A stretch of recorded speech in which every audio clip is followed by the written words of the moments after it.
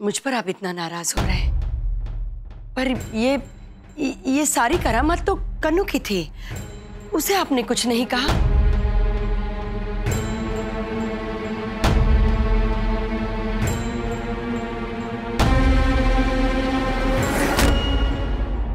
अपनी ये पैंतरेबाजी तुम मुझे दिखाने की कोशिश मत करो मंगला। इतने सालों से जानता हूं मैं तुम्हें।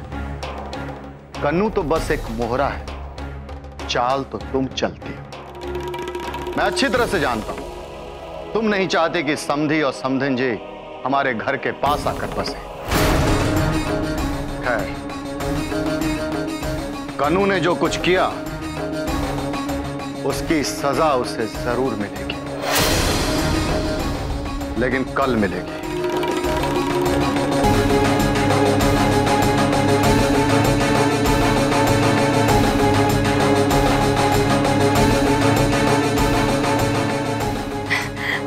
अब छोड़िए ना ये सब, मेरे लिए भी बना लीजिए।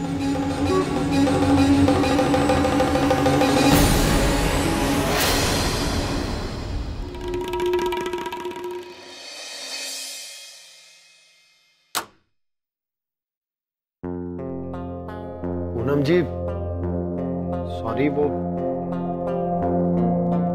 मैं ना बहुत बड़ा बुद्धू हूं। मैंने आपकी बात पर भरोसा ही नहीं किया।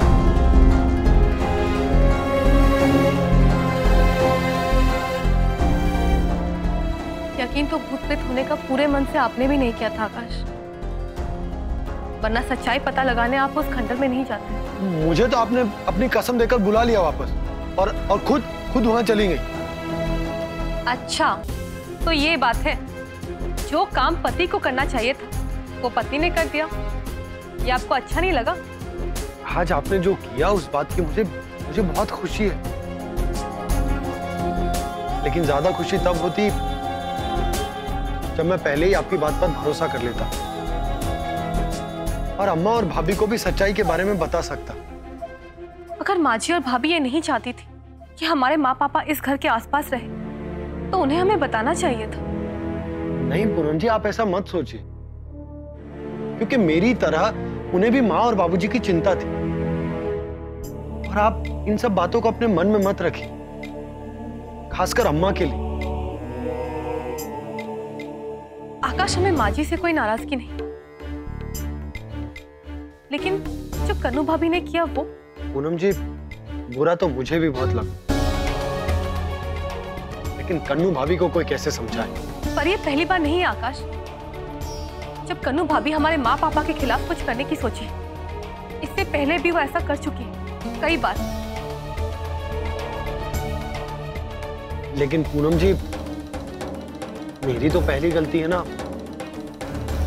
मुझे तो माफ कर दीजिए।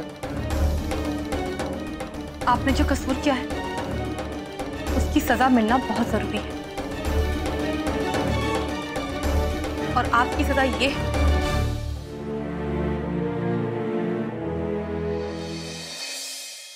आपको अपनी पूरी जिंदगी अपनी इस जिद्दी बीवी के साथ गुजारनी पड़ेगी।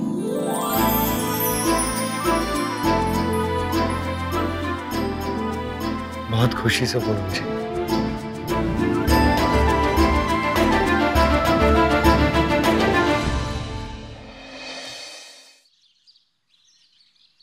तो बताइए, क्या फैसला लिया है आपने कन्नू के लिए? तुमने हमें बहुत निराश किया है कन्नू। घर की जिम्मेदारियां देने के पीछे हमारा ये मकसद था, तुम्हें अपने गलतियों का एहसास होगा और तुम उसे सुधार पाओगी, लेकिन तुमने हमारा मान नहीं रखा। और इस बार जो तुमने किया है, अगर उसके लिए मैंने तुम्हें सजा नहीं दी तो मैं परिवार के लिए गलत उदाहरण पेश करूंगा।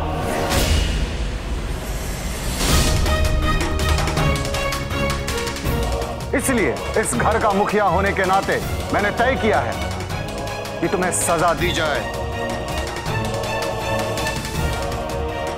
ताकि इस परिवार का कोई भी दूसरा सदस्य इस तरह की गलती करने से पहले 1000 बार सोचे। और मैंने तय किया है कि तुम्हें घर की जिम्मेदारियों से मुक्त किया जाए।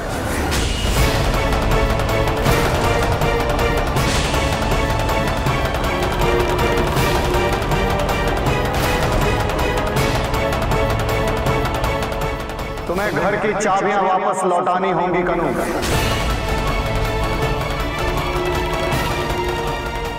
लेकिन बाबूजी वो मैंने फैसला ले लिया है।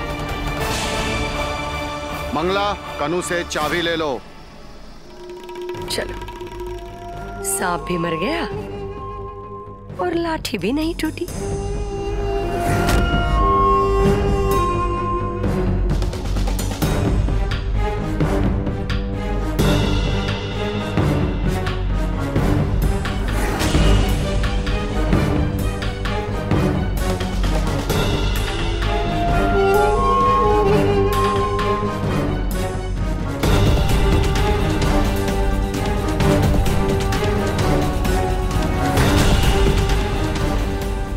तीसरा मौका भी गवा दिया और चाबियां भी।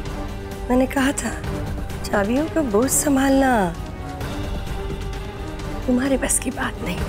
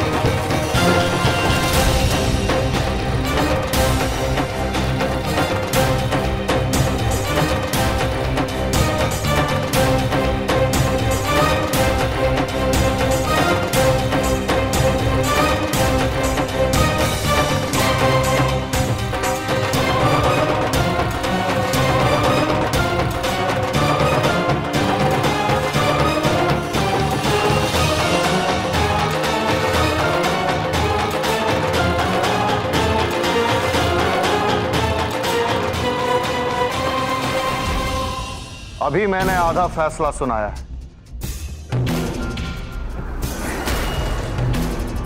आधा फैसला सुनाना बाकी, और वो ये है कि घर की चाबियां अब पूनम के पास है।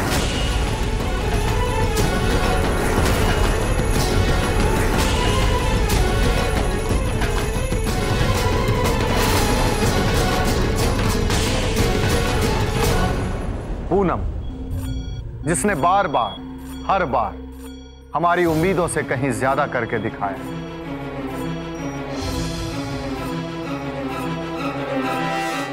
जो सबों का ख्याल रखना जानती हो और सबों को खुश रखना भी जानती हो, जिसके लिए घर की मान और मर्यादा सबसे ज्यादा अहमियत रखती है और बड़ों की इज्जत भी, जिसने सही वक्त पर सही फैसला लेना सीखा।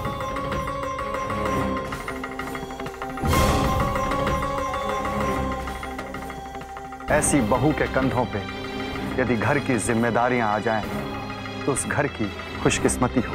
लेकिन बाबूजी, मैंने फैसला ले लिया है पूनम। क्या तुम नहीं चाहती कि इस घर की जिम्मेदारी इस घर के सबसे जिम्मेदार इंसान के कंधों पर हो?